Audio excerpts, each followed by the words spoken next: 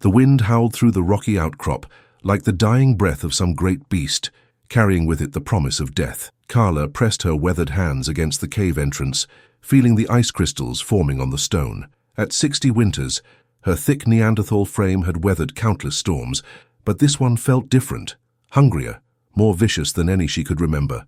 Her cave stretched deep into the mountainside, carved by generations of her kind. The walls bore the soot marks of countless fires, the scratches of tools being sharpened, the worn grooves where her mate Thog had once sat crafting spear points. His massive hands had shaped flint with the patience of ages, teaching their children the sacred knowledge of stone and bone. Now only silence filled those spaces, broken only by her labored breathing and the relentless wind that seemed determined to claim what remained of her world. Carla shuffled to her meager fire pit, where a single ember glowed like a dying star against the gathering darkness. Her thick fingers, gnarled with age and scarred from decades of survival, carefully fed it dried moss and twigs she'd gathered during the brief respite between storms. The flame flickered to life, casting dancing shadows on the cave walls that seemed to mock her solitude. Each shadow reminded her of absent figures, Thog's broad shoulders, her daughter Neera's quick movements, her son Grok's eager hands reaching for warmth. "Still here," she muttered to herself, her voice hoarse from disuse. It had been 3 moons since she'd spoken to another of her kind. The words felt strange on her tongue, like pebbles she'd forgotten how to swallow. Her thick vocal cords, designed for the guttural communications of her people, ached from the effort of forming sounds that no one would hear. The storm outside intensified, rattling loose stones at the cave mouth. Wind-driven snow began to accumulate in the entrance, threatening to seal her in completely. Carla knew she should block the opening, preserve what warmth she had, but something made her pause. A sound carried on the howling wind, not the familiar cry of hunting cats or the distant roar of great bears, but something that made her massive heart skip, high-pitched, desperate, the cry of youth in distress. Kayla's heavy brows furrowed as she listened, her keen ears filtering through the chaos of the storm.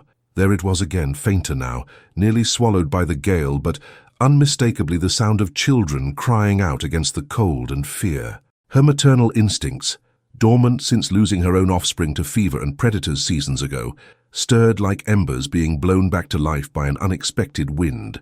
She grabbed her heaviest fur cloak, made from the hide of a massive cave bear Thog had killed in their younger days. The memory of his triumphant return, bloodied but victorious, flashed through her mind. He'd wrapped this same fur around her shoulders, his eyes bright with the pride of providing for his family. She could still feel the ghost of his thick arms around her, smell the musk of his sweat mixed with bear blood and victory. The cold hit her like a physical blow as she stepped outside, stealing her breath and making her eyes water instantly. Ice needles stung her leathery skin, and her breath came out in great white clouds that the wind immediately tore away. The landscape before her was a white wasteland where familiar landmarks had been erased by the blizzard. The old hunting trail, the berry bushes that sustained them through summer, the stream where they'd taught their children to catch fish, all buried beneath nature's merciless blanket. But she could hear them now, multiple voices, young and afraid, coming from somewhere near the frozen stream bed. Kayla's powerful legs, built for climbing rocky faces and pursuing prey across vast distances, carried her through knee-deep snow. Her broad feet, evolved for gripping treacherous surfaces, found purchase where others would have fallen. Each step was deliberate, conserving energy she might need for whatever lay ahead. The wind whipped her graying hair across her face as she pressed forward, following the sound of distress. Her thick skull, designed to protect the brain that had survived 6 decades of harsh existence, throbbed with each gust. But she pressed on, driven by something deeper than conscious thought, an ancient imperative that transcended individual survival. As she crested a small ridge, fighting against the driving snow, she saw them, 20 young hominids, some barely past weaning age, others on the verge of adolescence, huddled together in a natural depression that offered little protection from the elements. Their varied features told the story of different bands, some with the robust build and heavy features of her own Neanderthal people, others with the leaner frames and higher foreheads of the newer human types that had been moving into their territory. They were dying. She could see it in their blue-tinged skin, their labored breathing that came in short, desperate gasps, the way the smaller ones had stopped shivering, always a dangerous sign her mother had taught her to recognize. Without immediate warmth and shelter, None would see another dawn. The oldest among them, a girl who might have reached 12 winters, was trying desperately to keep the youngest warm with her own body heat, but even her strength was failing. "Come," she called out, her voice carrying the authority of one who had commanded respect through wisdom rather than aggression. The wind nearly swallowed her words, but several faces turned toward her, eyes wide with the desperate hope of the truly lost.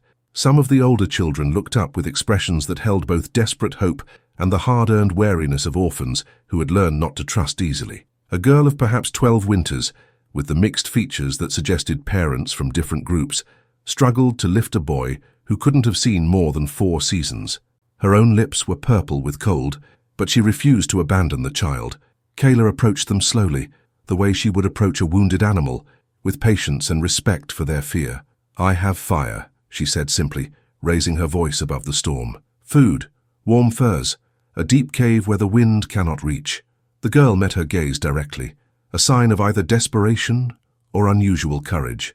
"Why help us, old mother?" she asked, her voice barely audible over the howling wind. The question hung in the frigid air like crystallized breath. Kyla looked at these children, abandoned by circumstance and the harsh realities of survival that claimed the weak and unlucky. In their faces she saw echoes of her own lost offspring, of every child her band had failed to protect, when the great sickness came like an invisible predator, taking the young and strong alike. "Because," she said, extending her thick hand toward the shivering girl, "the fire dies if there's no one left to tend it.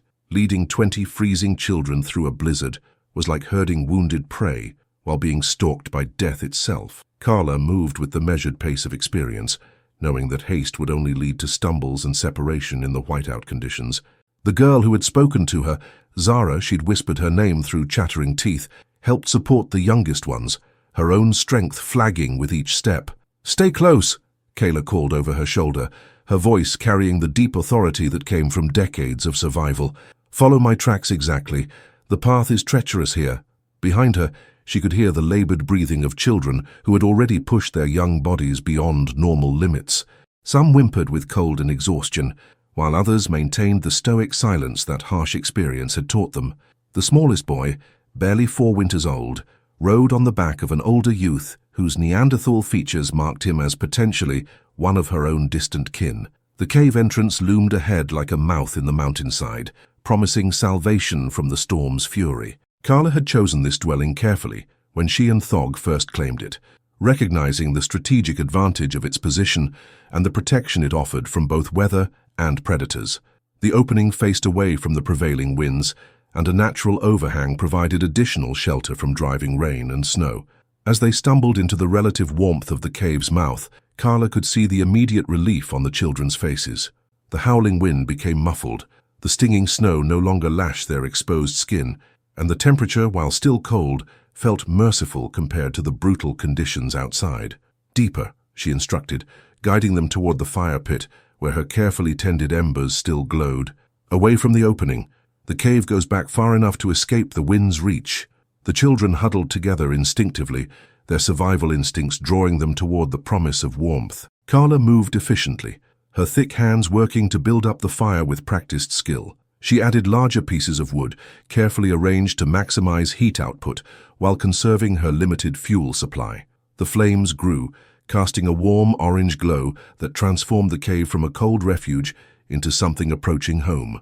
Zara collapsed near the fire, pulling the smallest children close to her body. "We thought we were going to die out there," she whispered, her voice shaking with more than just cold. "Our band, the ice took them. The hunters went out and never came back. The mothers—" Her voice broke, unable to finish the sentence. Kayla nodded grimly. She had seen this pattern before. When the great cold came, it took the strong first, sending them out to hunt for food that no longer existed. The children were often the last survivors, too young to attempt impossible journeys, but hardy enough to cling to life longer than their exhausted caregivers. "You are here now," she said simply, beginning to sort through her food stores. Dried meat, carefully preserved from her last successful hunt. Nuts and seeds gathered during the autumn abundance. Root vegetables buried in sand to prevent spoilage. Not enough to feed 21 mouths for long, but sufficient to restore strength and hope. She began preparing a simple stew using bone marrow she had been saving for her own sustenance. The rich fat would provide essential calories for children whose bodies had been burning their own reserves for survival. As the aroma began to fill the cave, she watched the young faces around the fire transform from despair to cautious optimism. "What is your name, old mother?" asked a boy of perhaps 10 winters, his features suggesting mixed heritage from different groups. His voice carried the formal respect that well-raised children showed to their elders. "I am Carla," she replied, stirring the precious stew. "I have lived in this cave for 15 winters, since my mate Thog helped me claim it from the bears who once called it home." "Where is Thog now?" Zara asked quietly. Carla was silent for a long moment, watching the flames dance. "The great cats took him 2 winters past," she said finally. "He fought well, but even the strongest hunter cannot defeat time and misfortune forever." The children absorbed this information with the matter-of-fact acceptance of youth who had already learned that death was a constant companion. They had all lost parents, siblings, band members to the countless dangers of their world. Survival meant accepting loss and moving forward. As the stew began to bubble, Kayla distributed small portions in carved wooden bowls that had once fed her own family. She watched carefully as each child ate, noting who had the strength to feed themselves and who needed assistance. The youngest boy, who she learned was called Pip, could barely hold his bowl steady, so Zara helped guide each spoonful to his mouth. "We have different smells," observed a girl of about 8 winters, her keen nose detecting the various scents that clung to their group. "Different bands." Kayla nodded approvingly at the child's awareness. "You speak truth, little one. I can smell the pine forests of the northern ranges on some of you, the salt marshes of the eastern territories on others. The storm has brought together children from many different places." "Will our families come looking for us?" asked another child, hope and fear warring in his voice. Carla considered her answer carefully. These children deserved honesty, but also hope. "Some may," she said. "But first, we must survive until the storm passes and travel becomes possible again. That means conserving our strength, sharing our warmth, and working together as a new kind of family." As the children settled in for their first night of true warmth in days, Kayla stared into the fire and contemplated the enormous responsibility she had taken on. 20 young lives now depended on her wisdom, her resources, her ability to keep them alive until spring returned to the land. The food would not last long. The cold would test them all, and somewhere in the back of her mind, a deeper worry gnawed at her. When word spread of the children she harbored, others would come. Not all would come in peace. The third dawn after the children's arrival brought a deceptive calm. The blizzard had exhausted itself during the night, leaving behind a world transformed into crystalline silence. Carla woke to find herself surrounded by sleeping forms, their breathing steady and peaceful for the first time since she'd found them. The fire had burned low but remained alive, a good sign that spoke of renewed hope among her charges. Zara was already awake, tending to little Pip, who had developed a concerning cough during the night. The girl's maternal instincts impressed Kayla. Despite being barely past childhood herself, she had naturally assumed responsibility for the youngest among them. This was how bands survived, through such selfless care for the vulnerable. "The storm has passed," Kayla announced quietly, not wanting to wake the others too abruptly. "Today we begin to live, not merely survive." As the children stirred and woke, Carla surveyed her diminished food stores with growing concern. The stew had restored their strength, but 20 growing bodies would consume her winter provisions within days. They needed to contribute to their own survival, and quickly. "You," she pointed to the oldest boy, a sturdy youth of perhaps 14 winters, whose features suggested northern origins. "What is your name, and what skills did your band teach you?" The boy straightened with pride. "I am Jorik, daughter of Kayla. My father taught me to knap flint and shape bone tools before the ice took our hunting party." Kayla nodded approvingly. Tool-making was essential knowledge, and she had been wondering how to maintain and replace their implements with so many mouths to feed. "Show me your skill," she commanded, gesturing toward a pile of flint nodules Thog had collected over many seasons. Jorik selected a promising stone and began working with the confidence of youth trained by a master. His hands moved surely, striking the flint with a hammerstone in precise, controlled blows. Flakes cascaded away, gradually revealing the sharp edge of a knife blade. The other children gathered around, watching with fascination as he worked. "Good technique," Kayla admitted. "Your father taught you well, but see here." She took the stone and demonstrated a different grip. "When you hold it this way, you have better control over the force of impact." The stone speaks to you through your hands if you listen carefully. She passed the flint back to Jorik, who attempted the adjustment. His next strikes were more precise, producing longer, sharper flakes. Several of the older children asked to try, and soon the cave echoed with the rhythmic tapping of stone on stone, a sound that spoke of industry and hope. While the older children worked on tool-making, Carla turned her attention to the younger ones. "You cannot yet shape stone," she told them, "but you can gather what we need. The storm has ended, but winter remains. We must work together to survive until spring returns." Zara looked up from comforting Pip. "What can we do to help?" Kayla smiled at the girl's eagerness. "Dead wood for the fire, pine needles for tea. They prevent the bleeding sickness. Animal tracks in the snow. We must know what shares our territory. And most importantly, you must learn to read the sky. Weather is our greatest enemy and our closest ally." She led a group of the hardiest children outside, where the post-storm landscape revealed both opportunities and dangers. Fresh snow had covered their tracks, but it had also preserved the signs of recent animal activity. Carla pointed out the distinctive pad marks of a great cat, the hopping trail of snow hares, the deep furrows left by a woolly rhinoceros seeking winter forage. "Every mark tells a story," she explained, crouching beside a set of tracks. "This cat passed yesterday, before the snow stopped. See how the edges of the prints are sharp? Fresh tracks blur quickly in wind. This tells us the hunter has moved on, seeking easier prey than a well-defended cave." The children absorbed these lessons with the intensity of youth, who understood that knowledge meant survival. They spread out under her watchful eye, collecting fallen branches and noting the location of various animal signs. Kayla was pleased to see how quickly they adapted to working as a coordinated group. Back in the cave, she began teaching the most critical skill of all, food preparation and preservation. Using the last of her hoarded meat, she demonstrated how to cut strips for drying, how to extract marrow from bones for maximum nutrition, and how to prepare the bitter but nutritious inner bark of certain trees. "Hunger is not just an empty belly," she explained as the children watched her work. "It is weakness that makes you clumsy with tools, slow to notice danger, quick to make fatal mistakes. We must eat wisely to survive until hunting becomes possible again." Young Pip, despite his lingering cough, proved surprisingly adept at the fine work of preparing plant materials. His small fingers could strip pine needles and sort seeds with a precision that impressed even Carla. She made a mental note that the child possessed valuable skills despite his apparent frailty. As evening approached, the children had accomplished more than Carla had dared hope. 3 sharp knives gleamed in the firelight, a substantial pile of fuel wood had been gathered, and everyone had contributed to the day's survival tasks. More importantly, she could see the transformation in their faces, from the hollow desperation of refugees to the cautious confidence of a functioning group. But as she prepared their evening meal, carefully rationing the remaining provisions, Kayla's mind was troubled by practical concerns. They had perhaps 3 days of food remaining, even with strict conservation.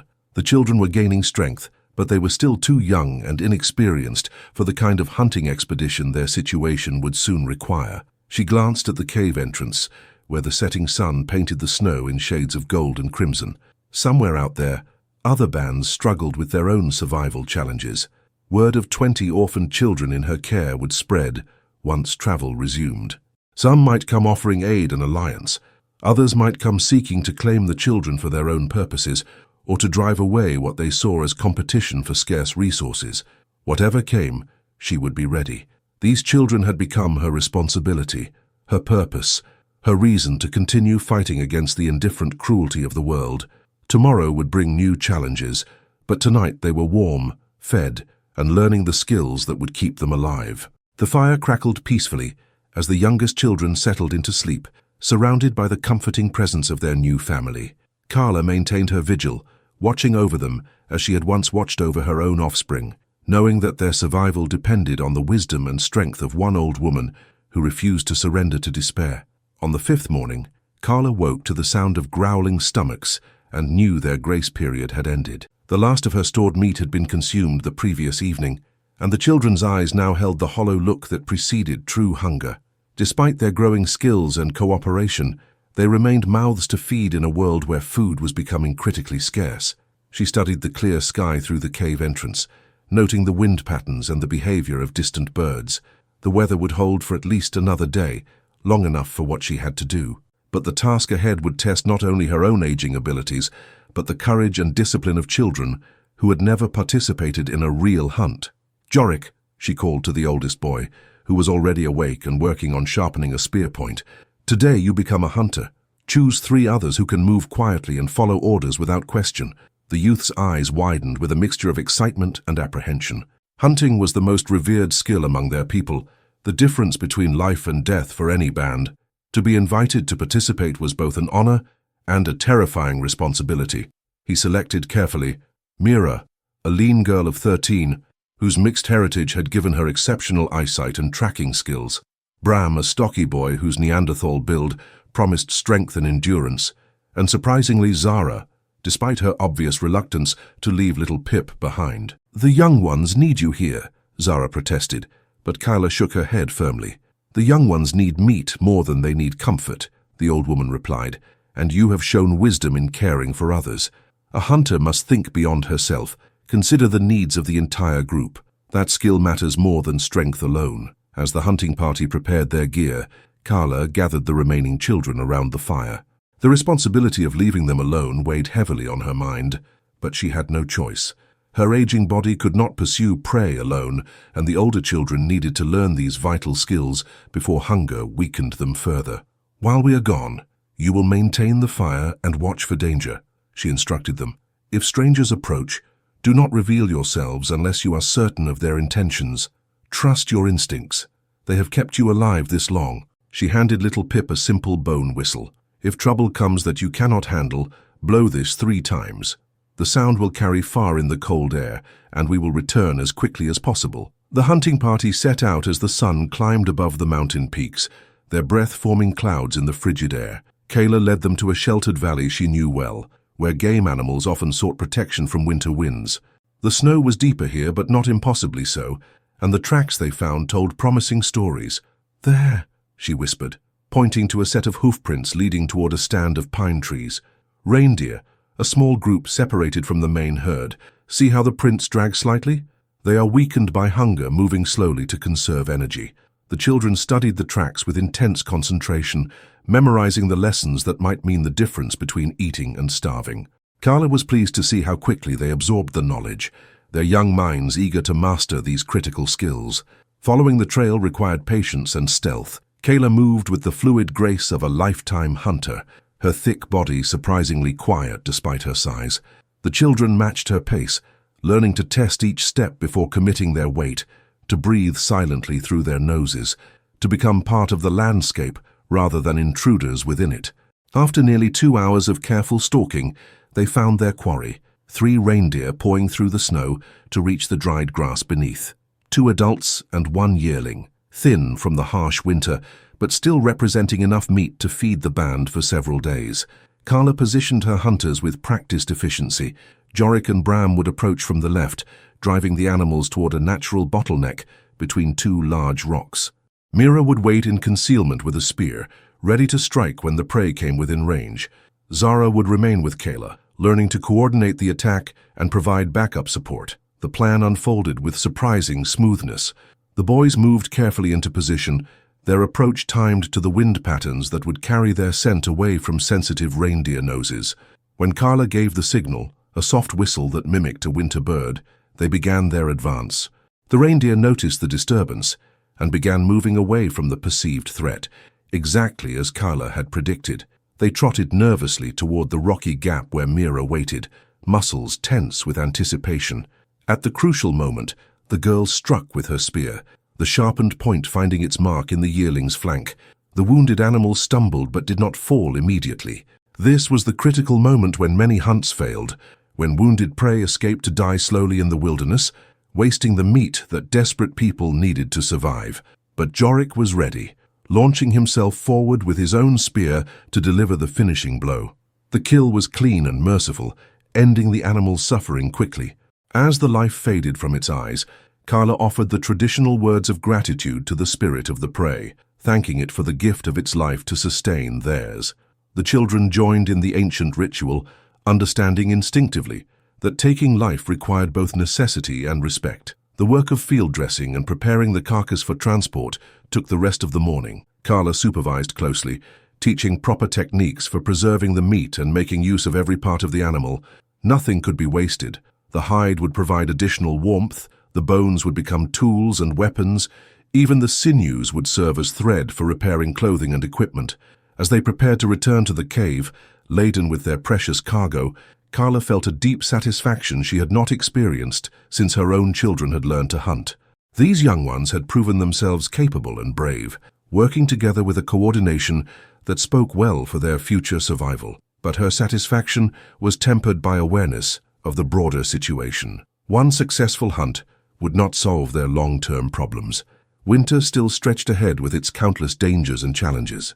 And somewhere beyond the horizon, she knew that others would soon learn of the unusual gathering in her cave, a development that could bring either salvation or deadly conflict to her improvised family. The hunting party returned to find the cave in an uproar. Little Pip stood at the entrance clutching his bone whistle, his small face pale with fear and excitement. The other children had arranged themselves defensively around the fire, makeshift weapons in their hands, eyes fixed on 3 adult figures standing just beyond the cave's mouth. Kayla quickly assessed the situation, her hunter's instincts cataloguing potential threats. 2 males and 1 female, all bearing the lean, angular features of the Eastern Plains people. Their clothing was travel-worn but well-made, suggesting they belonged to a successful band. More importantly, their hands remained visible and away from their weapons, a sign of peaceful intentions, at least for now. "We seek word of lost children," called the eldest male, his voice carrying the formal tone used for negotiations between bands. The storm scattered many groups. "We track missing young ones from our territory." Carla set down her portion of the reindeer meat and stepped forward, positioning herself between the visitors and her charges. At 60 winters, she commanded respect through presence alone, but these strangers represented unknown quantities. Their hunger-sharpened faces suggested they had not fared well during the recent harsh weather. "I am Carla, keeper of this cave," she replied with equal formality. "I have indeed given shelter to children found freezing in the storm. What claim do you bring to my fire?" The female visitor stepped forward, her eyes scanning the young faces visible in the cave's depths. "I am Vera of the River Bend Band, the boy with the twisted scar on his chin, Tam. He is my brother's son. We thought him dead when the hunters never returned from their last expedition." Kayla followed her gaze to a boy of perhaps 11 winters, who had indeed borne such a mark. The child's face lit with recognition and hope, but also uncertainty. Weeks of survival had taught all the children to be wary of adults who might not have their best interests at heart. "Tam," Carla called softly. "Do you know this woman?" The boy nodded slowly. "She is my father's sister, but—" He hesitated, his young face troubled. "Our band cast me out after my parents died. They said I brought bad fortune, that I was a mouth they could not feed." Vera's expression tightened with what might have been shame or frustration. "The decision was made in desperation, child. The elders thought it best when food became scarce, but we have survived the worst of the winter now. There is place for you again." Kyla studied the woman's face carefully, reading the subtle signs that experience had taught her to recognize. Hunger still marked Vera's features, and her companions shifted restlessly like predators, evaluating potential prey. The Eastern bands were known for their pragmatic approach to survival, which sometimes meant making harsh decisions about who deserved resources. "The boy has found family here," Carla said finally. "He has contributed to our survival and earned his place through his own efforts. What do you offer in exchange for taking him back?" The question hung in the cold air like a challenge. Vera exchanged glances with her companions, clearly not having expected to negotiate for what they considered their rightful kinfolk. The implications were significant. Acknowledging Kayla's authority over the children would establish a precedent that could complicate future claims. "We offer alliance," said the elder male, stepping forward with the measured dignity of an experienced negotiator. "I am Korak, hunt leader of the River Bend Band. We have knowledge of other children scattered by the storms, locations where families search for lost young ones. Together, we could reunite many separated by disaster." It was a compelling offer, but Kayla sensed underlying tensions. These people were desperate enough to travel dangerous distances seeking a single child, which suggested their own situation remained precarious. Adding Tam to their group might ease one problem while creating others for everyone involved. "Tam chooses," she declared, surprising both the visitors and her own children. "He has survived on his own merit, and earned the right to decide his own path. The boy looked between Vera and the makeshift family that had welcomed him without condition. His internal struggle was visible on his young face, the pull of blood kinship against the security of acceptance he had found in Kayla's band. "May I speak with my aunt alone?" he asked quietly. Kayla nodded, understanding the child's need to hear what Vera might say without the pressure of witnesses. As they stepped aside, she turned her attention to the other two visitors who were studying the cave's defenses and the obvious signs of successful hunting with professional interest. "You carry no gifts for the children you seek," she observed. "No food to share, no tools to trade. What hardships has your band endured?" Korak's jaw tightened at the direct question. "The Great Cold took many of our elders, those who held the knowledge of hidden food caches and emergency shelters. We have survived, but barely. The children represent hope for rebuilding what was lost." His honesty was both refreshing and troubling. These people needed the children as much for labor and future breeding potential as for sentimental reasons. In their desperate state, they might be willing to take more than just Tam if the opportunity presented itself. The private conversation between nephew and aunt lasted longer than expected, their voices rising and falling in heated whispers. When they finally returned, Tam's face had settled into an expression of mature determination that seemed too old for his years. "I will return with my blood family," he announced, "but only if they swear by the fire spirits to treat me as valued kin, not as burden to be discarded when times grow hard again." Vera bristled at the implied insult, but Korak placed a restraining hand on her arm. The hunt leader understood that desperate people could not afford the luxury of wounded pride. "The oath is acceptable," he said formally. "The boy will have full status in our band, with all rights and protections that entails." As the formal words were spoken over Carla's fire, sealing the agreement with ancient ceremony, she felt a mixture of satisfaction and foreboding. They had handled this encounter well, establishing her authority while allowing family reunification. But word of the children in her care was now spreading beyond her control. The Riverbend band departed with Tam as the sun reached its zenith, disappearing into the winter landscape like ghosts. But their visit had changed something fundamental about the situation. No longer were Carla and her charges hidden refugees waiting out the storm. They had become a known factor in the region's survival calculations, a development that would inevitably attract further attention, not all of it friendly. 3 days after Tam's departure, the mountain echoed with the distant sound of approaching voices. Not the careful whispers of a small group, but the confident calls of a large band moving without concern for stealth. Carla counted at least 20 distinct voices carried on the wind, maybe more. Her scarred hands tightened around her walking stick as she peered from the cave entrance into the grey morning light. "Gather the fire tools and hide them in the deep chamber," she commanded quietly. "Quickly, but do not run. Move as if you are simply organizing our daily tasks." The children responded with the disciplined efficiency she had trained into them over their weeks together. Zara herded the youngest toward the back of the cave, while Jorik and the older boys concealed their best spears and knives in crevices that casual visitors would not discover. Their movements appeared casual, but Carla could see the tension in their young shoulders. The approaching band crested the ridge just as the cave appeared ready for normal daily activities. Carla counted 23 adults, hunters, gatherers, and what appeared to be several leadership figures based on their confident postures and decorated clothing. At their head walked a massive Neanderthal male whose thick skull and heavy jaw marked him as a pure blood of the old lines. "I am Grak the Stonebreaker," he announced without preamble, his voice carrying the authority of one accustomed to immediate obedience. "I seek the widow who hoards children, while honest bands struggle to survive the killing cold." The challenge was direct and unmistakable. This was not a negotiation, but a confrontation designed to test both Carla's resolve and her right to harbor the young survivors. Around Grak, his band arranged themselves in a loose semicircle that spoke of tactical awareness. They could surround the cave entrance quickly if needed. Kayla stepped forward, her aged frame still impressive despite the years. At 60 winters, she had survived challenges that had killed younger, stronger individuals. Her reputation as Thog's mate carried weight among the old-blood Neanderthal bands, and she intended to use every advantage available. "I am Carla, daughter of Vorg the Bear Slayer, mate to Thog the Spear Thrower," she replied formally, invoking the lineage that established her status. "I give shelter to the motherless and fatherless because it is the way of our people to protect the young. What right do you claim over children who came to my fire as refugees? Grak's small eyes glittered, with something between amusement and hostility. The right of the strong to lead, the right of the many to claim what the few cannot properly protect. These children belong with their own kinds, not mixing bloodlines under the guidance of a barren old female. The insult struck deep, touching on Kyla's greatest grief, the loss of her own offspring to disease and predation.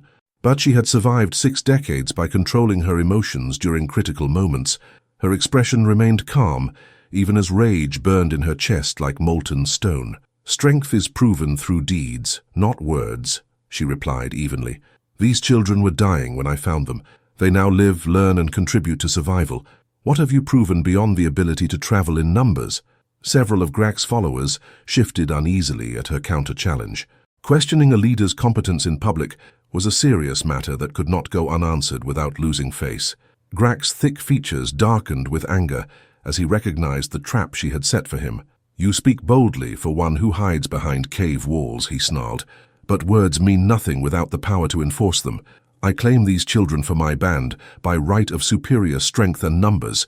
Then prove your strength through trial, as our ancestors have done since the first fires were kindled," Kayla responded, invoking the ancient traditions that even Grak could not openly reject. "Choose your challenge, and I will meet it." A murmur ran through both groups. This was not the outcome anyone had expected. A 60-year-old female challenging a prime male hunter seemed like suicide, but the formal nature of her words bound them all to honor the ancient codes. Grak could not back down without losing authority over his own followers. From behind her, Carla heard Zara's sharp intake of breath and Jorik's whispered protest. The children understood the implications. If she lost, they would be divided among Grak's band, according to his whims, separated from the family they had built together in her cave. Grak studied her weathered face, calculating options. A direct physical combat would end quickly in his favor, but it would also mark him as a brute who killed elders for their possessions. A contest of knowledge or skill might favor her experience over his strength. He needed something that would demonstrate dominance while preserving his reputation. "A test of wisdom," he declared finally. "You claim knowledge gives you the right to guide the young. Prove that your ancient mind holds truths worth preserving. Answer 3 riddles that test understanding of survival, leadership, and the proper order of bands. Fail even one, and the children come with me." Carla nodded acceptance, recognizing both the challenge and the opportunity it represented. Riddles were serious business among their people, not mere word games, but tests of fundamental understanding about how the world worked. Victory would not only preserve her authority, but enhance it significantly. "First riddle," Grak announced, his voice carrying to ensure all witnesses heard clearly. "What feeds without eating, grows without breathing, and dies when it succeeds in its purpose?" The question hung in the cold air, while Kayla considered her response.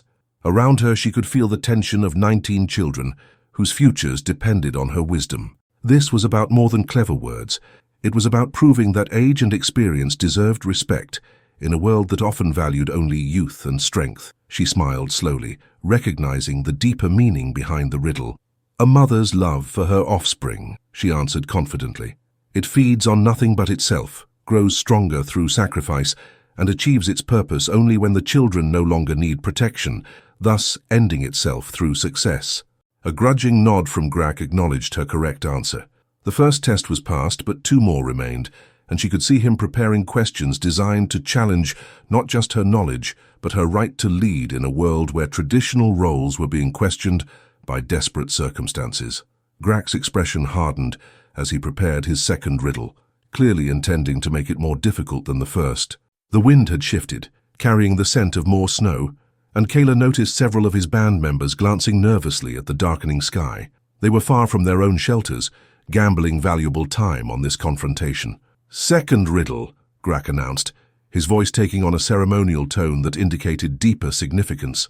"What is the greatest danger to a band's survival that comes not from predators, weather, or enemies, but from within their own circle?" This question struck at the heart of leadership philosophy, touching on the delicate balance that kept any group of survivors functioning together. Carla could see approval in some of Grak's followers' faces. This was indeed a question worthy of testing wisdom. A wrong answer here could undermine her authority, even if she passed the trial. Behind her, the children waited in tense silence. She could hear little Pip's labored breathing and Zara's whispered reassurances to the youngest ones. Their faith in her abilities was both inspiring and terrifying. So much depended on her understanding of truths learned through decades of hard experience. Carla considered the possible answers carefully. Fear could destroy cooperation. Selfishness could tear apart even the strongest bonds. Despair could sap the will to continue fighting for survival. But there was something deeper, more fundamental, that threatened every group she had ever known. The loss of purpose, she answered finally. When a band forgets why they struggle to survive, when they exist only to continue existing, rather than to build something worthy of preserving, they become hollow. Such emptiness spreads like sickness, making even the strongest hunter weak and the wisest elder foolish. Grak's small eyes narrowed as he processed her response. Around him, several of his followers nodded thoughtfully. Clearly, this answer resonated with their own experiences. In their desperate flight from winter's fury, many bands had indeed lost sight of anything beyond immediate survival. Acceptable, he grudgingly admitted, but wisdom's final test requires more than understanding. It demands the courage to act on knowledge even when the cost is high. The massive Neanderthal gestured toward his band, and Kayla noticed for the first time how many of them showed signs of recent hardship. Missing fingers from frostbite, the gaunt faces of those who had given their food shares to keep others alive, the hollow eyes of people who had watched too many friends die. These were survivors, but barely. Final riddle, Grak declared, his voice carrying undertones of personal pain. A leader faces a choice that will save the many but doom the few, or save the few while risking the many. Both choices require sacrifice of the innocent. Both choices will be remembered by survivors. Which path serves wisdom, and why? The question hit Kayla like a physical blow. This was not abstract philosophy, but a test born from real decisions that Grak himself had clearly faced. She could see the weight of such choices in his expression, the burden of leadership that had aged him beyond his years. Whatever answer she gave would be judged not just for correctness, but for understanding of the terrible responsibilities that came with guiding others. The children behind her represented exactly such a choice. Keeping them meant risking the resentment of other bands who saw resources being wasted on orphans. Giving them up would preserve peace, but condemn some to lives of hardship or abandonment. There was no clean solution, no path that avoided moral compromise. Wisdom serves neither the many nor the few, Carla said slowly, feeling her way through the philosophical minefield. Wisdom serves the future. A leader must ask not what choice preserves the most lives today, but what choice preserves the best chance for the band to thrive tomorrow. Sometimes this means sacrificing the strong to protect the vulnerable who carry knowledge forward. Sometimes it means accepting harsh losses to prevent greater devastation. The wise leader chooses not based on numbers, but on understanding what the band cannot afford to lose. She paused, meeting Grak's intense gaze directly. And the wisest leader of all finds ways to avoid such choices by building strength that protects both many and few together. The silence that followed seemed to stretch forever. Kayla could hear her own heartbeat, the soft whispers of wind through the cave entrance, the barely contained breathing of children whose futures hung on Grak's judgment. Even his own followers waited tensely for his response to an answer that challenged the premise of his question. Finally, Grak nodded slowly. "You speak truth that cuts both ways, old woman. Your wisdom has earned respect." He turned to address both bands. But wisdom alone does not solve the problems we face. Winter has taken much from all our people. These children represent strength for the future, but they also represent mouths to feed in the present. Kayla sensed the shift in his approach, from direct confrontation to negotiation. The trials had established her right to speak as an equal, but the practical problems remained unchanged. 20 children required resources that stretched everyone's capabilities. "What do you propose?" she asked carefully. "Alliance," Grak replied, surprising her with his directness. "My band has hunters but lacks the knowledge keepers and toolmakers we need to rebuild. Your children show promise but need training in advanced survival skills. Together we could establish a winter camp that benefits all."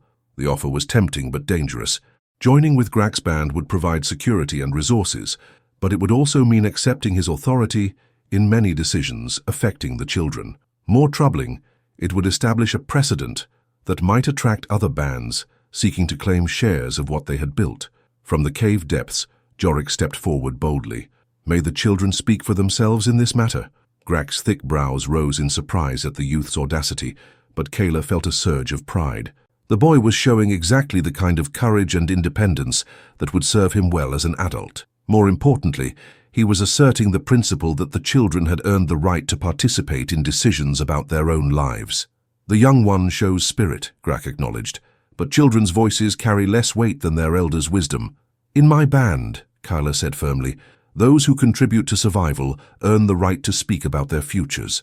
These children have proven themselves through action, not just words. The philosophical implications rippled through both groups. Traditional authority structures were being questioned, ancient hierarchies challenged by the practical necessities of survival. Whatever decision emerged from this confrontation would help shape how their people adapted to the harsh new realities winter had imposed upon them all. The debate that followed Jorik's bold intervention revealed fractures within both groups that Carla had not anticipated. Among Grak's followers, she could see varying levels of support for his proposal. Some nodded enthusiastically at the prospect of alliance, clearly desperate for any chance to improve their precarious situation. Others frowned with the suspicion of people who had learned to distrust anything that seemed too convenient. More troubling were the divisions emerging among her own children. Mira, the sharp-eyed tracker, stepped forward beside Jorik with obvious approval for his initiative, but Bram, the stocky youth whose hunting skills had proven valuable, remained near the cave wall with uncertainty written across his heavy features. Zara clutched little Pip protectively, her maternal instincts warring with the practical benefits that alliance might offer. "What would this alliance mean for daily life?" asked Mira, her voice carrying the practical concern of one who had learned to evaluate every decision through the lens of survival. "Would we remain here in Carla's cave or move to join your main camp?" Grak exchanged glances with his followers before responding. "The cave is defensible but small for so many. My band has established winter quarters in the valley below, larger shelters, better access to water, more room for the activities needed to sustain a growing group." "And what of leadership?" Jorik pressed, his young face showing wisdom beyond his years. "Would Kyla maintain authority over our daily decisions, or would all matters be subject to your judgment?" The question struck at the heart of the proposed arrangement. Carla could see Grak wrestling with how to answer honestly, while maintaining his own authority over followers who might question a leader willing to share power with an elderly female. The political complexities were as dangerous as any physical threat they had faced. "Practical decisions would be shared based on expertise," Grak replied carefully. "Hunting expeditions would follow my leadership. Knowledge teaching and childcare would remain under Carla's guidance. Major decisions affecting the entire group would require agreement between us." It was a reasonable proposal, but Kayla heard the unspoken assumptions beneath his words. In any serious disagreement, his physical strength and larger following would give him decisive advantages. The children would gain security and resources, but at the cost of the independence they had fought so hard to achieve. Before she could respond, unexpected voices joined the conversation from behind Grak's band. 3 more adults emerged from concealment among the rocks, 2 females and 1 male, their clothing and features marking them as survivors from yet another group. Their sudden appearance sent ripples of tension through both assembled bands. "Forgive the intrusion," called the eldest of the newcomers, a weathered woman whose grey hair spoke of many winters survived. "I am Nera, of the Mountain Cleft Band. We have been tracking rumors of children gathered in this region, seeking word of our own lost young ones." Kayla's heart sank as she realized the implications. News of her sanctuary was spreading faster than she had anticipated, drawing attention from across the winter-scoured landscape.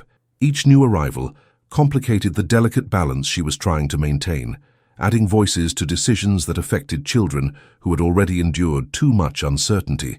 "How many bands know of this place?" she asked directly, needing to understand the full scope of what they faced. Nera's expression was grim. "Word travels quickly among the desperate. At least 6 groups that I know of have sent scouts to investigate. Some seek only information about missing children, but others," she glanced meaningfully at Grak's well-armed followers, "others may have different motivations." The revelation transformed the entire situation. What had begun as a negotiation between 2 bands was actually part of a much larger convergence. Kyla's cave was becoming a focal point for winter survivors across the region, a development that could overwhelm their resources and destroy the careful community she had built with the children. "This changes everything," muttered one of Grak's hunters, voicing what everyone was thinking. If multiple bands are converging here, we need to establish clear territorial claims before conflicts develop. Young Zara stepped forward, still holding Pip, but speaking with surprising authority. What if the children don't want to be claimed by anyone? What if we choose to remain together as our own band, allied with but not subordinate to any adult group? The suggestion sent shockwaves through the assembled adults. Children forming their own band was virtually unprecedented, challenging fundamental assumptions about how survival groups organize themselves. Yet Kayla could see the logic in Zara's proposal. These young ones had already proven their ability to work together effectively under her guidance. Impossible, scoffed one of Grak's followers. Children lack the experience to make life-or-death decisions for themselves. These children have already survived situations that killed many adults, Carla pointed out quietly. They have demonstrated skills, courage, and wisdom that merit respect. Perhaps it is time to acknowledge that desperate times require new approaches to old problems. Grak's massive frame was tense with conflicting emotions. She could see him calculating the political implications of supporting such a radical idea versus the practical benefits of alliance with a group that had already proven its effectiveness. His own followers watched him carefully, gauging his response to this unexpected development. From the distance, carried on the wind, came the sound that everyone had been dreading, more voices approaching across the winter landscape. The rumble of many feet moving through snow, the calls of band leaders coordinating their approach. The trickle of visitors was becoming a flood, and dawn was still hours away. "We need to make decisions quickly," Naira warned, her experienced eyes reading the signs of approaching crowds. "Once the morning brings full visibility, this place will become a gathering point for every desperate group in the region. The opportunity for peaceful negotiation may not last long." Kyla looked at the faces around her, children who had become her family, adults whose desperation made them dangerous, and the growing evidence that forces beyond their control were converging on their refuge.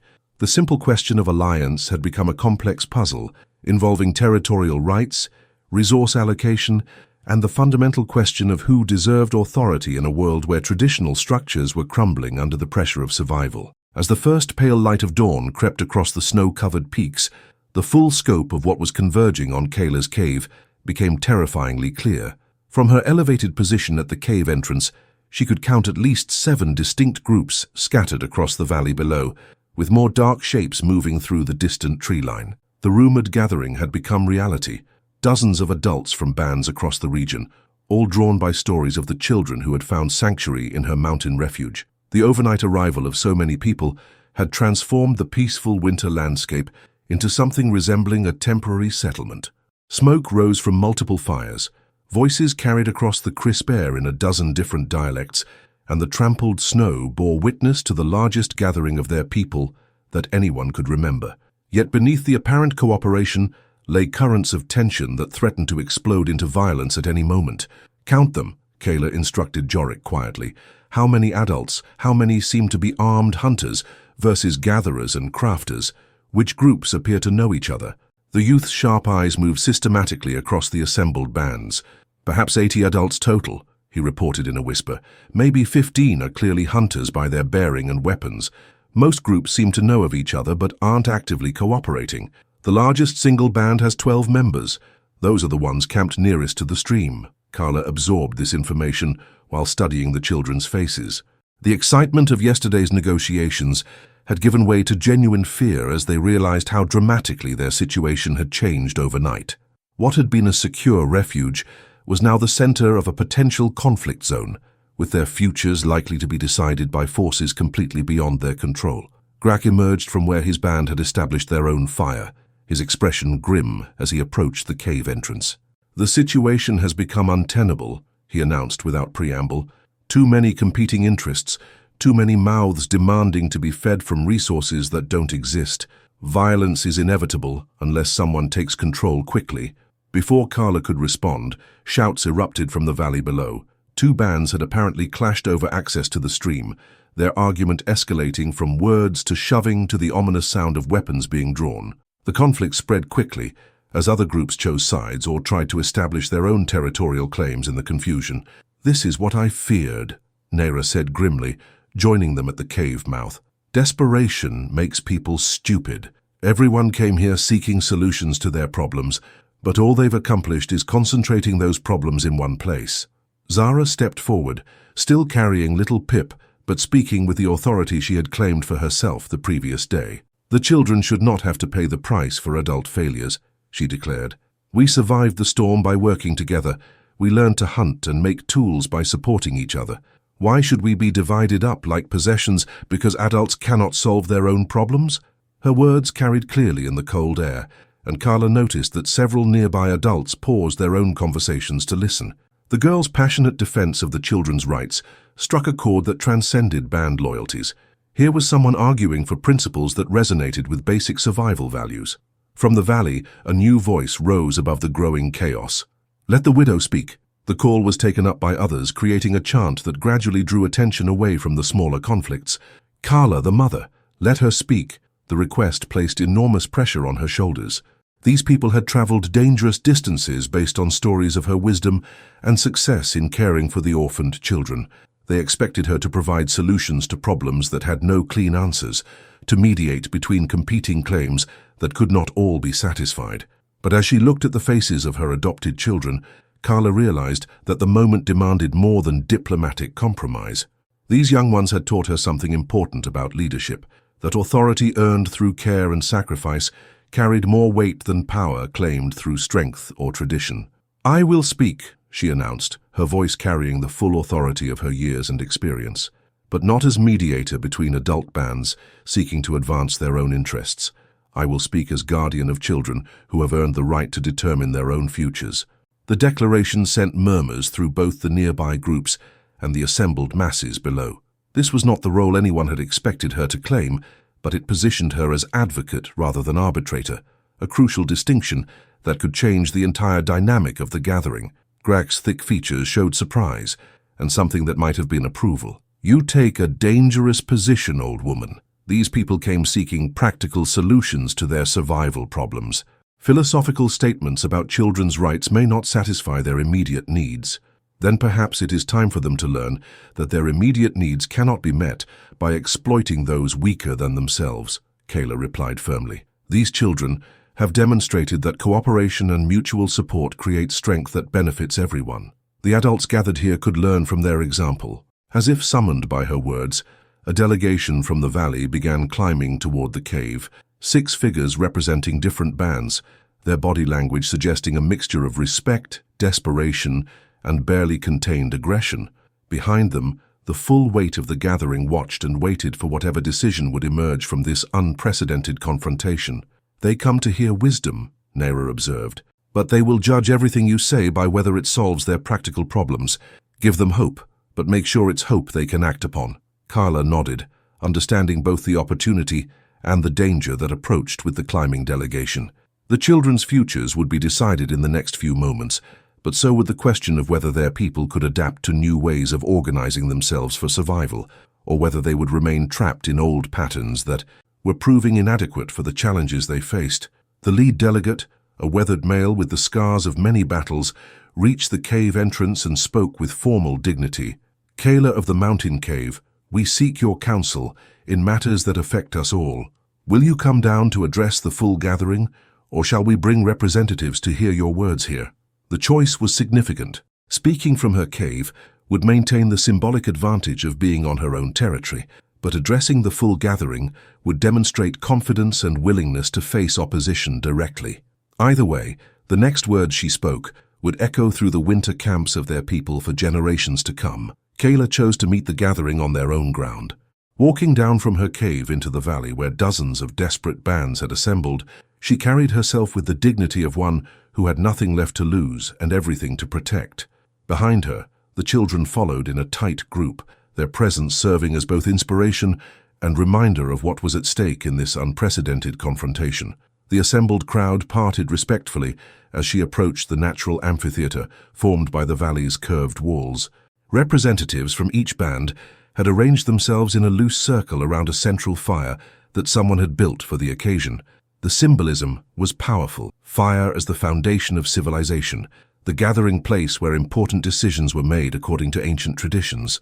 As Kayla took her position beside the flames, she could see the full diversity of their people represented in the faces around her.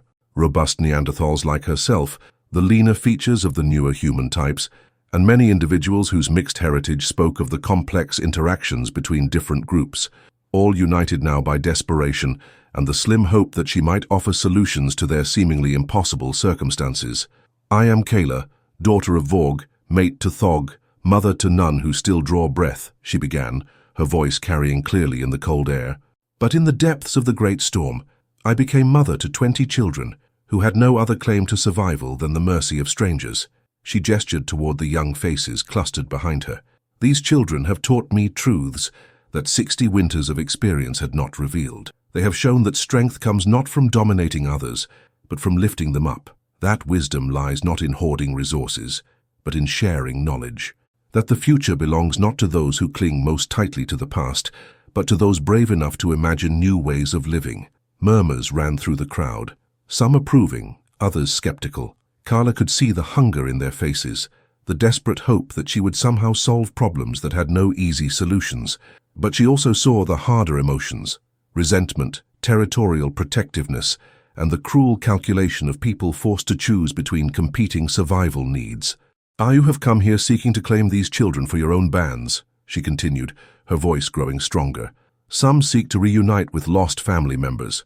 Others hope to gain young hands to ease your own burdens. Many simply want to ensure that resources are not wasted on orphans while your own offspring face hardship." A hunter from one of the eastern bands stepped forward aggressively. "You speak of ideals while we speak of survival. These children cannot remain isolated here, consuming food while contributing nothing to the broader community. Winter has taken too much from all of us for such luxury." Kayla nodded acknowledgement of his concerns. "You speak truth about scarcity, but you err in believing these children contribute nothing. In the time they have sheltered with me, they have learned to hunt, to craft tools, to read weather signs and animal behavior. They have proven that cooperation creates abundance, where competition produces only waste." She turned to address the full gathering. "Look around you. 80 adults, representing perhaps 15 different bands, all struggling to survive in territories that once supported only half these numbers. Traditional solutions have failed because traditional problems no longer exist. The Great Cold has changed everything. The land, the animals, the very foundations of how we organize ourselves for survival." Jorik stepped forward boldly, his young voice clear and strong. "We propose a new kind of band," he announced. "Children and adults working together as equals, sharing knowledge and resources based on contribution rather than age or blood relation. We have proven this works in small numbers. Perhaps it could work for larger groups as well." The suggestion sent shockwaves through the assembled adults. Several band leaders began speaking at once, their voices rising in protest against such a radical departure from established social structures. But others listened thoughtfully, recognizing the practical wisdom in what the youth proposed. Grak's massive frame moved through the crowd as he approached the central fire. "The boy speaks boldly," he said in his rumbling voice. "But bold words mean nothing without the strength to enforce them. What happens when this idealistic cooperation meets the reality of predators, territorial disputes, or simple human jealousy?" Zara surprised everyone by answering before Carla could respond. "The same thing that happens to traditional bands facing those challenges," she said with remarkable composure for one so young. "Some survive, some don't. The difference is that we face those challenges together, instead of allowing them to divide us against each other." An elderly woman from the southern marshlands spoke up. "I have lived through 7 decades of harsh winters. Never have I seen children speak with such authority about matters of survival. Perhaps it is time to acknowledge that the young may understand things that we elders have forgotten in our desperation to preserve familiar ways." The comment sparked heated debate throughout the gathering. Traditional hierarchies were being questioned openly, ancient assumptions challenged by the brutal realities of a world where old solutions no longer worked. Carla could see that the crowd was dividing into factions, those intrigued by new possibilities versus those terrified of abandoning proven methods. "Enough debate," called a scarred hunter whose weathered face spoke of many battles survived. "Words will not fill empty bellies or warm frozen children. What practical steps do you propose, widow? How do your ideals translate into actions that keep people alive through what remains of this killing winter?" Kayla had been waiting for exactly this challenge. "Form alliance bands based on complementary skills rather than blood relations," she said clearly. "Pool resources and knowledge to establish winter camps that can support larger populations." Train everyone, adult and child alike, in all necessary survival skills rather than limiting roles by tradition. Create networks of mutual support that span territories instead of competing for the same depleted hunting grounds.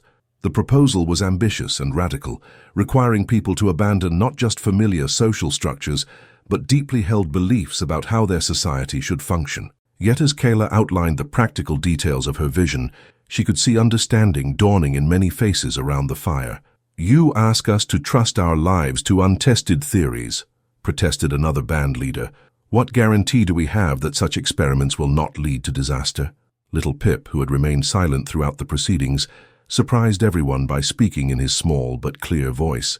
"No guarantee," he said simply, "but certain death if we keep doing what doesn't work." The profound truth in the child's words created a moment of absolute silence around the fire, as 80 desperate adults confronted the reality that their traditional approaches had indeed led them to the brink of extinction. The silence following Little Pip's profound observation stretched until it became almost unbearable. Around the central fire, 80 faces reflected the internal struggle between desperate hope and ingrained caution. These were people who had survived by trusting tradition and hierarchy, yet those same traditions had led them to this moment of potential extinction. The deadlock was broken by an unexpected voice. Vera, the woman who had successfully reclaimed her nephew Tam days earlier, stepped forward from where she had been standing with the Riverbend contingent. Her presence added another layer of complexity to an already volatile situation. She represented both the old ways of family claim and the practical results of compromise. "I speak as one who has benefited from Carla's wisdom," she announced, her voice carrying clearly across the gathering. "My nephew was dying when she found him. He returned to us healthy, skilled, and confident in ways that would not have been possible without the teaching he received here. Perhaps it is time to ask not whether we trust new methods, but whether we can afford to reject them." Her testimony carried weight precisely because she had no obvious stake in supporting Kayla's position. Several other adults nodded thoughtfully, recognizing the practical evidence of success that Vera represented.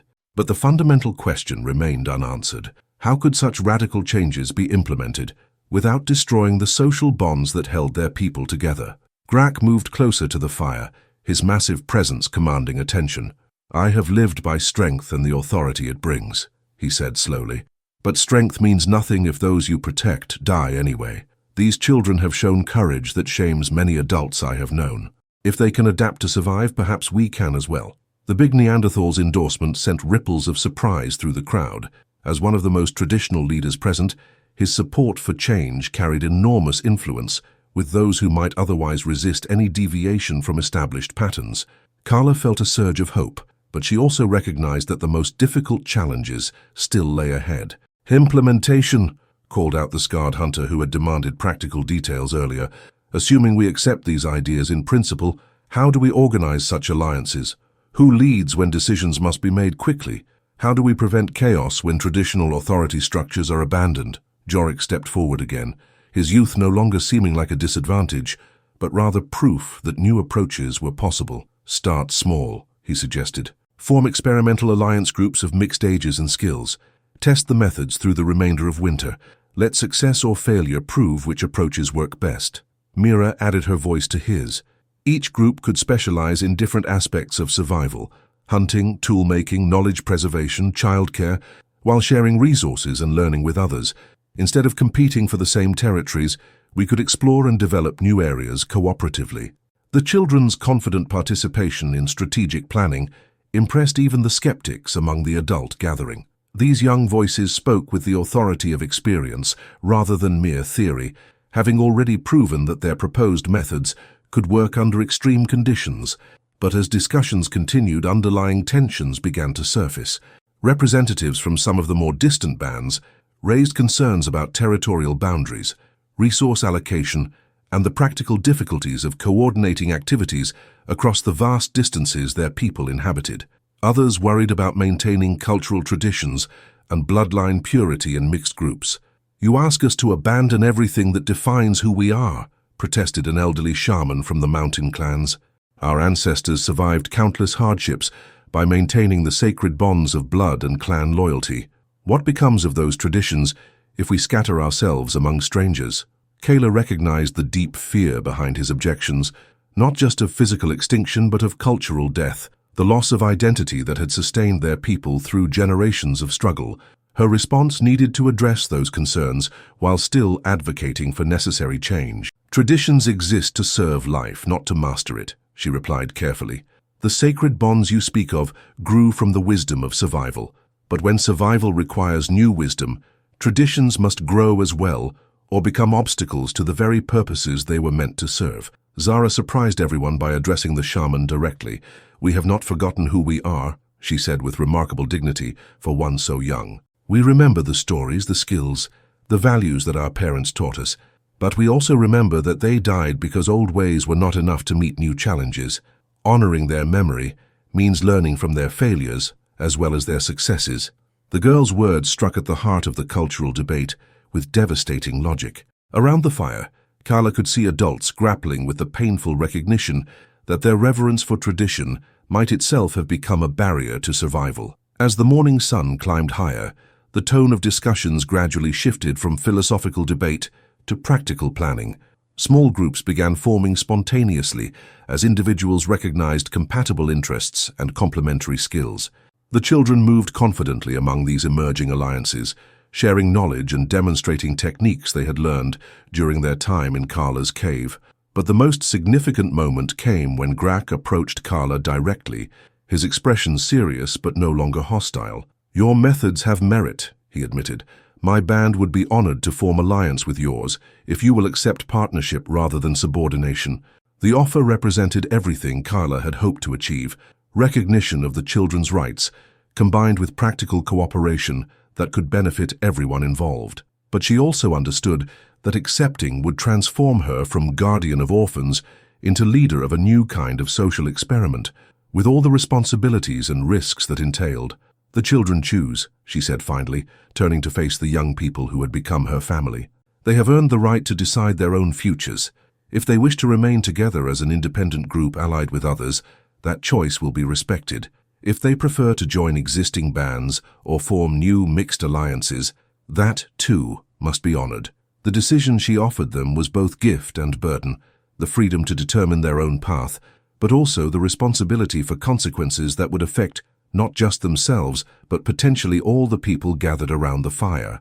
As the children huddled together to discuss their options, Carla realized that the true test of her teaching would be revealed in the wisdom of their choice. As the children gathered in their tight circle to deliberate, the assembled adults maintained respectful silence. The weight of the moment was not lost on anyone. This decision would establish precedents that could reshape how their people organized themselves for generations to come. Carla watched their faces as they spoke in whispered conference, seeing not the desperate refugees she had found in the storm, but confident young people taking control of their own destinies. The discussion among the children was brief but intense.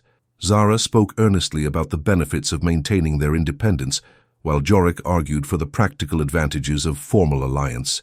Mira pointed out the learning opportunities that would come from working with experienced adult hunters, and even little Pip contributed his thoughts about what would make their group strongest. When they finally turned back to face the waiting crowd, it was Zara who spoke for them all.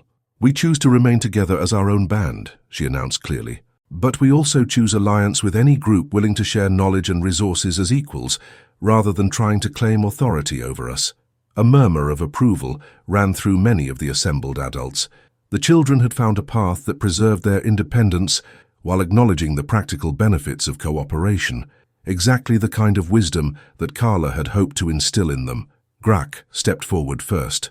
"The Stonebreaker Band accepts alliance with the children of the mountain cave," he declared formally, using a title that had emerged spontaneously during their discussions. "We offer our strength and hunting skills in exchange for the teaching and innovation you have demonstrated." Other band leaders quickly followed his example. Naira pledged the support of her mountain cleft people. Vera committed the River Bend Band to the alliance. One by one, representatives of the various groups offered their own contributions to what was rapidly becoming a network of mutual support rather than a single merged organization. But the most significant moment came when the elderly shaman, who had opposed change earlier, approached the fire with obvious reluctance. "I am old," he said slowly, "and change frightens me more than death itself. But I have watched you children speak with wisdom that shames my years of experience. If you will accept an old fool's knowledge of healing plants and weather signs, perhaps there is still purpose for one who thought his time had passed. Kayla felt tears freeze on her cheeks as she watched the transformation taking place around the fire. Fear and desperation were being replaced by hope and cooperation. Ancient divisions between young and old, between different bloodlines and territories, were dissolving under the pressure of shared necessity and mutual respect. As the formal alliance ceremonies continued throughout the morning, practical planning began in earnest. The valley would serve as a temporary base while advance parties scouted locations for more permanent settlements. Mixed groups would form based on complementary skills rather than traditional affiliations. Knowledge would be shared freely, with the children serving as both students and teachers in a revolutionary approach to education. The most emotional moment came when little Pip, the frailest of all the children, stepped forward to address the gathering. "Before Carla found us, we were dying alone," he said, in his small but clear voice. "Now we live together. That is what alliance means, not being alone anymore." His simple words captured the essential truth that had driven all their difficult decisions. In a world where isolation meant death, cooperation represented the only path to life. The gathered bands had come seeking to claim children for their own purposes, but they were leaving with something far more valuable, a new understanding of how survival could be achieved through unity rather than competition. As the sun reached its zenith, the great gathering began to disperse. But this was not the chaotic scattering that might have been expected. Instead, the departure was organized and purposeful, with each group carrying specific responsibilities for the network they had committed to building together. Carla stood at the entrance to her cave, watching the transformation of the winter landscape below. Where desperate refugees had gathered in fear and suspicion, confident allies now moved with shared purpose. The children beside her were no longer orphans seeking protection, but founding members of a new kind of society that valued contribution over birthright, cooperation over domination. "Will it work?" Jorik asked quietly, voicing the question that haunted all their minds. Carla smiled, feeling the warmth of achievement despite the cold air. "Nothing is certain in this world except that old ways led us to the edge of extinction. These new ways offer hope, and hope is all any generation can give to the next." As evening approached and the last of the allied bands disappeared into the distance, Kayla gathered her remaining children around the fire that had become the symbol of their unity. 19 young faces looked to her for guidance, but she could see in their expressions that they no longer needed her protection in the same desperate way as before. "Tomorrow we begin building the future we have chosen," she told them. "It will not be easy. There will be setbacks, disagreements, and challenges we cannot yet imagine, but we will face them together, as family, as allies, and as proof that even in the darkest winter, new life can take root and grow." The fire crackled peacefully as night settled over the mountain. In its dancing flames, Kayla could see reflections of the 1,000 fires that would soon burn in alliance camps across the region, each one tended by people who had learned that survival meant more than merely avoiding death. It meant creating something worth living for. As the children settled into sleep around the warmth they had learned to share, Carla maintained her vigil one last time as their sole guardian. Tomorrow would bring new responsibilities and relationships, but tonight belonged to the family they had forged in desperate times. The orphans had found their home, the widow had found her purpose, and their people had found a new way forward into an uncertain but hopeful future.